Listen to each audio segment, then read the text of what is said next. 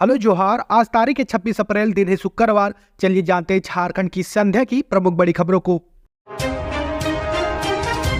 जिले में अधिकांश आंगनबाड़ी केंद्रों में बिजली नहीं, गर्मी से परेशान है नौनिहाल। इस प्रचंड गर्मी का खामियाजा हमारे नौनिहालों को भी झेलना पड़ रहा है। आंगनबाड़ी केंद्र में पढ़ने वाले बच्चे गर्मी से परेशान हो रहे हैं। अब तक जिले के अधिकांश आंगनबाड़ी सेंटरों में बिजली नहीं है। कई केंद्र ऐसे भी हैं जहां बिजली का कनेक्शन तो दिया गया, लेकिन अब बिजली कटी हुई है जिसकी मरम्मत नहीं हो पाई है। बिजली नहीं रहने के कारण केंद्र में बच्चे पसीने पसीने रहते हैं, इससे उनकी पढ़ाई बाधित हो रही है। इसके साथ ही सेविका सहायिका को भी भारी परेशानी होती है। कई ऐसे केंद्र हैं जहां बिजली तो है लेकिन पंखा व कूलर की व्यवस्था नहीं है। हालांकि जिला समाज कल्याण पदाधिकारी कहती है कि कुछ केंद्रों में पंखे लगाए गए हैं। इस गर्मी में खाना पकाने और बच्चे के पीने का पानी जुगाड़ करने में भी सेविका सहायिका को काफी परेशानी हो रही है। इससे वे बच्चों को अच्छी तरह से पढ़ा नहीं पा रही है। इन केंद्रों में बच्चों को लू लगने की स्थिति में बचाव के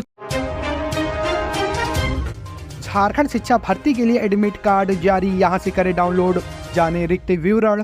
झारखंड कर्मचारी चयन आयोग ने झारखंड प्राइमरी स्कूल प्रशिक्षित सहायक आचार्य संयुक्त प्रतियोगिता परीक्षा के लिए एडमिट कार्ड जारी कर दिया है। परीक्षा में शामिल होने वाले उम्मीदवार आधिकारिक वेबसाइट jssc.nic.in के माध्यम से एडमिट कार्ड डाउनलोड कर सकते हैं। इस भर्ती अभियान का लक्ष्य कुल 26,001 रिक्तियों को भरना है।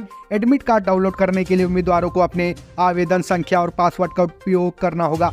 इंटरमीडिएट प्रशिक्षित सहायक शिक्षक के पद के लिए परीक्षा 27 अप्रैल को रांची, बोकारो, धनबाद और पूर्वी सिंहभूम के स्थित केंद्रों पर आयोजित की गई है। परीक्षा के लिए पेपर 1 और पेपर 2 और पेपर 3 के लिए एडमिट कार्ड अलग अलग हैं। पेपर 2 और पेपर 3 के लिए एडमिट कार्ड 29 अप्रैल को उपलब्ध होंगे। मुख्य परीक्षा में 3 पेपर होंगे और यह परीक्षा 3 पालियों में ली जाएगी। पेपर 1 और पेपर 2 की अवधि 2 घंटे होगी और पेपर 3 की अवधि 3 घंटे है। प्रत्येक सही प्रश्न के लिए अंक 1 दिए जाएंगे। गलत उत्तर के लिए कोई नकारात्मक अंकन नहीं होगा। ईडी की कार्रवाई के खिलाफ हेमंत सोरेन की याचिका पर सुप्रीम कोर्ट में 29 अप्रैल को सुनवाई। ईडी की कार्रवाई और गिरफ्तारी के खिलाफ झारखंड के पूर्व सीएम हेमंत सोरेन की ओर से दाखिल एसएलपी पर सुप्रीम कोर्ट में 29 अप्रैल को सुनवाई होगी। हेमंत सोरेन की ओर से वरिष्ठ अधिवक्ता कपिल सिब्बल ने जस्टिस संजीव खन्ना से एसएलपी पर तत्काल सुनवाई का आग्रह किया था। कोर्ट ने इसे सुनवाई के लिए सूचीबद्ध कर लिया है। दरअसल हेमंत सोरेन ने अपनी गिरफ्तारी के बाद झारखंड उच्च न्यायालय में रिट दाखिल की थी, जिस पर 28 फरवरी को acting chief justice S Chandrashekhar और जस्टिस नवनीत कुमार की बेंच ने सुनवाई पूरी करने के बाद फैसला सुरक्षित रख लिया था। अब तक इस पर कोई फैसला नहीं आया है। सुप्रीम कोर्ट में दाखिल एसएलपी में हेमंत सोरेन ने गुहार लगाई है कि फैसला नहीं आने से वह लोकसभा चुनाव के प्रचार में भाग नहीं ले पा रहे हैं। सोरेन के अधिवक्ता कपिल सिब्बल ने सुप्रीम कोर्ट से किए गए आग्रह में कहा है कि हाईकोर्ट का फैसला न आने से सोरेन की समक्ष दुविधा की स्थिति है, क्योंकि वह कानूनी उपायों के लिए न तो आगे बढ़ सकते हैं और न ही पीछे जा सकते हैं। अपनी करनी से जेल की हवा खा रहे हेमंत। दुमका में गरजे बाबूलाल, कहा पीएम मोदी के हाथों में देश सुरक्षित। झारखंड भाजपा प्रदेश अध्यक्ष बाबूलाल मरांडी ने कहा कि प्रधानमंत्री नरेंद्र मोदी के हाथों देश सुरक्षित है, उन्हें फिर से प्रधानमंत्री बनाएं। कांग्रेस के शासनकाल में वह विकास नहीं हो पाए जो मोदी के नेतृत्व में 10 वर्षों के दौरान हुआ। मरांडी गुरुवार को दुमका लोकसभा क्षेत्र की भाजपा प्रत्याशी सीता सोरेन के पक्ष में ताराबाद मध्य विद्यालय परिसर में सभा में संबोधित कर रहे थे। इस दौरान मरांडी ने झामू और पूर्व मुख्यमंत्री हेमंत सोरेन पर भी हमला किया। वह अपनी करनी के कारण हेमंत सोरेन जेल की हवा खा रहे हैं। मरांडी ने जनसभा को संबोधित करते हुए केंद्र की नरेंद्र मोदी सरकार की उपलब्धियां गिनाई। कहा आर्थिक, सामाजिक, राजनीतिक, कूटनीति दृष्टि से प्रधानमंत्री मोदी ने सशक्त राष्ट्र की नींव रखी। यही कारण है कि भारत का लोहा पूरा विश्व मानता है। घरेलू मोर्चा पर आतंकियों के विषैले फन को कुचला है। जम्मू कश्मीर से 370 धारा हटाई। अयोध्या में रामलला की स्थापना की। मोदी देश की गरीबों, महिलाओं, किसानों और जरूरतमंदों की चिंता करने वाले प्रधानमंत्री हैं, जिन्होंने भोजन, आवास, बीमारी के लिए इलाज, उज्ज्वला योजना, किसान सम्मान, फसल बीमा सहित अनेक योजना चलाकर सुविधा मुहैया कराने का हर संभव प्रयास किया। हेमंत सोरेन पर प्रहार करते हुए कहा कि झारखंड की खनिज संपदा को बेरहमी से लुटवाने का काम किया। लोहा, कोयला, बालू माफियाओं के हाथों में बेच दिया।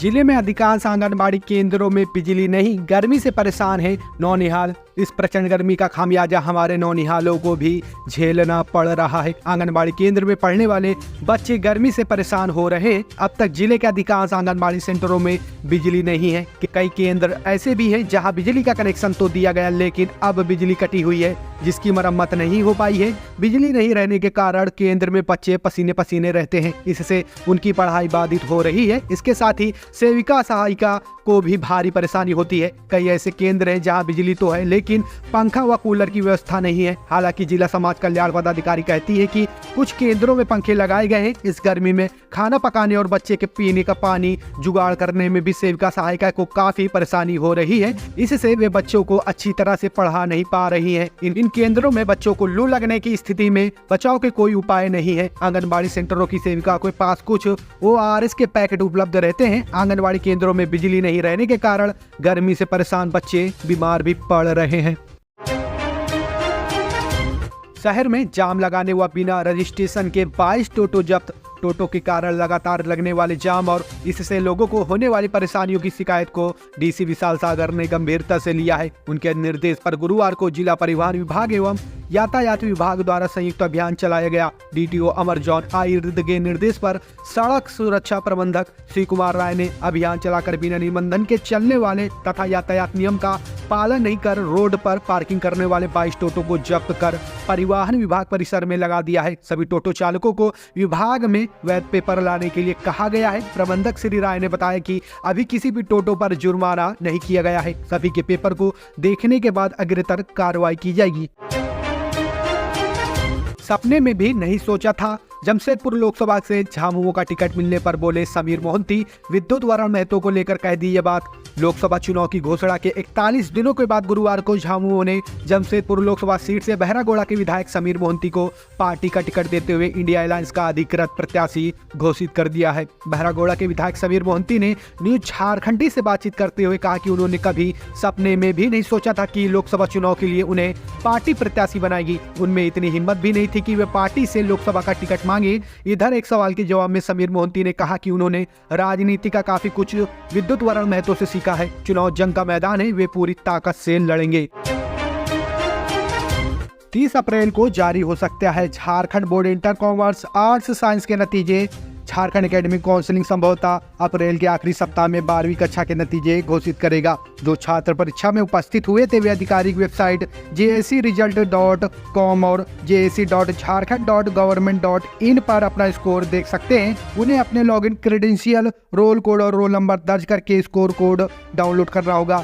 JAC द्वारा कला, वाणिज्य और विज्ञान स्ट्रीम के लिए झारखंड बोर्ड 12वीं परिणाम 2024 को अलग अलग तारीखों पर घोषित करने की संभावना है। पिछले साल विज्ञान स्ट्रीम के लिए JAC 12वीं परिणाम 23 मई 2023 को जारी किया गया था, जबकि कला और वाणिज्य स्ट्रीम के लिए JAC 12वीं परिणाम 2023 30 मई 2023 को घोषित किया गया था।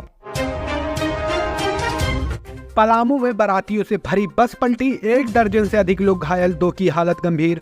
पलामू जिले में बारातियों से भरी एक बस पलट गई। इनमें 1 दर्जन से अधिक लोग घायल हुए हैं। बताया गया कि पलामू के हैदरनगर के बिलासपुर गांव के नाग बाबा स्थान के पास बाराती बस पलट गई। इस हादसे में 2 लोग गंभीर रूप से घायल हो गए। 1 दर्जन से अधिक लोग घायल हुए हैं, उन्हें चोट लगी है। इस सड़क हादसे के बाद सभी घायलों को अनुमंडलीय अस्पताल हुसैनाबाद के हैदरनगर PHC पहुंचाया गया। बाराती बस जैसे ही पलटी, वहां मौजूद लोगों ने तत्काल बस में फंसे लोगों को बाहर निकालना शुरू किया। घायलों को स्थानीय लोगों की मदद से अस्पताल भेजा गया। अस्पताल में घायलों का इलाज किया गया। बताया गया कि 2 लोग गंभीर रूप से घायल हुए हैं।